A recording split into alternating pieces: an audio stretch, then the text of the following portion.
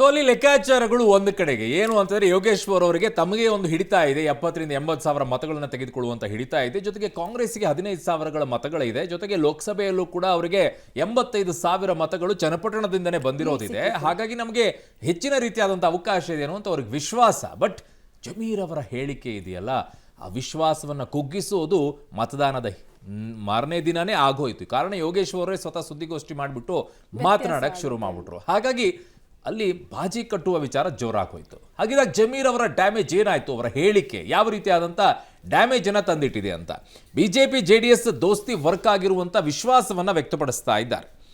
BJP ಮತ್ತು ಜೆಡಿಎಸ್ನ ದೋಸ್ತಿ ವರ್ಕ್ ಆಗಿರುವಂಥ ವಿಶ್ವಾಸ ಅಲ್ಲಿದೆ. ಕಾರಣ ಇಷ್ಟೇ, ಕಳೆದ ಬಾರಿ ಸ್ಪರ್ಧೆ ಮಾಡಿದಂಥ ಸಂದರ್ಭದಲ್ಲಿ ಕುಮಾರಸ್ವಾಮಿ ಅವರ ವಿರುದ್ಧವಾಗಿ ಯೋಗೇಶ್ವರ್ ಅವರು ಬಿಜೆಪಿಯಿಂದನೇ ಅಖಾಡಕ್ಕೆ ಇಳಿದಿದ್ರು. ಹಾಗಾಗಿ 80 ಸಾವಿರ ಮತಗಳನ್ನು ಅವರು ಪಡ್ಕೊಂಡಿದ್ದು, 1 ಲಕ್ಷ ಚಿಲ್ಲರೆ ಮತಗಳನ್ನು ಕುಮಾರಸ್ವಾಮಿ ಅವರು ಪಡ್ಕೊಂಡಿದ್ದು.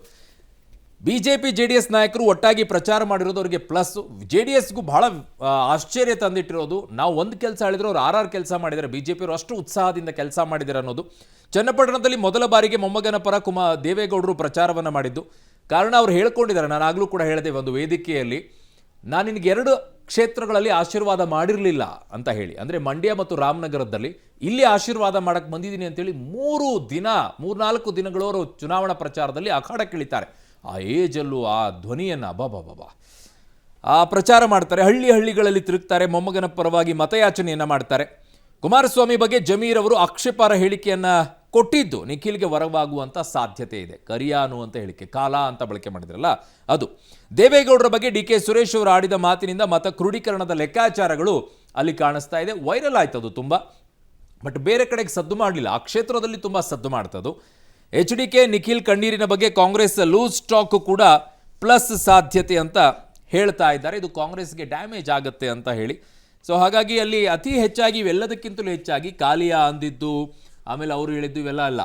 ಜಮೀರ್ ಅವರು ಹೇಳಿದಂಥ ಒಂದು ಮಾತಿತ್ತಲ್ಲ, ನಾವೆಲ್ಲ ಮುಸ್ಲಿಮರು ಸೇರಿ ನಿಮ್ಮ ರೇಟ್ ಎಷ್ಟಿದೆ ನಾವು ಖರೀದಿ ಮಾಡ್ತೀವಿ ಅಂದ್ರಲ್ಲ, ಅದು ಅಸ್ಮಿತೆಯನ್ನು ಟಚ್ ಮಾಡಿಬಿಡ್ತು ಒಕ್ಕಲಿಗರದ್ದು. ಹಾಗಾಗಿನೇ ಅದು ಡ್ಯಾಮೇಜ್ ಆಗಿದೆ ಅಂತಿದ್ದಾರೆ. ನಾಳೆ ಗೊತ್ತಾಗುತ್ತೆ. हमारे कालिया कुमार स्वामी को हराने वाला टाइगर इकबाल हुसैन साहब, ये वोटे ಕೊಡಬೇಡಿ ನೀವು, ನಾನೇ वोट केलक बरಲ್ಲ. तो वोट नहीं होना कहते, वोट पूछने आता नहीं कहते. ये कौन बोल रहा सो? हमारा काला कुमार स्वामी पैसा से क्या खरीद लेता कहते. बीजेपी को जाको मुसलमानों से पैसा खरीदे. ए कुमार स्वामी तेरी बोली बोल, एक पैसा चंदा करको तेरे पूरे खानदान को खरीदने की ताकत मुसलमानों रख पाई. ನಾನು ಆವತ್ತಿಂದನೂ ಕರಿಯಣ್ಣನ ಅಂತ ಹೇಳಿದ್ ಕುಮಾರಣ್ಣನಿಗೆ. ನಾನು ಕುಮಾರಣ್ಣನಿಗೆ ಕುಮಾರಸ್ವಾಮಿ ಅವ್ರನ್ನ ಯಾವತ್ತು ನಾನು ಕರಿಯಣ್ಣನ ಅಂತ ಹೇಳಿದ್ದು, ಅದ್ರಲ್ಲಿ ಉರ್ದುದಲ್ಲಿ ಹೇಳಿದ್ದೀನಿ ಅಷ್ಟೇ. ಕುಮಾರಣ್ಣಗೆ ಆವತ್ತಿಂದ ಕರಿಯಣ್ಣನ ಅಂತ ಕರೆಯೋದು ನಾವು. ನಾವು ಮುಂಚೆ ಇಲ್ಲ ಮುಂಚೆಯಿಂದ ನಾನು ಆ ಥರ ಹೇಳ್ಕೊಂಡು, ಈಗ ನನಗೆ ಅವ್ರು ಕುಳ್ಳ ಅಂತಾರೆ, ನಾನು ಕುಳ್ಳ ಇದ್ದೀನಿ, ನನ್ನ ಕುಳ್ಳ ಅಂತಾರೆ. ನಾವು ಕರಿಯಣ್ಣ ಅಂತ ಅವತ್ತಿಂದ ಹೇಳ್ಕೊಂಡು ಬರ್ತಾ ಇದ್ದೀವಿ.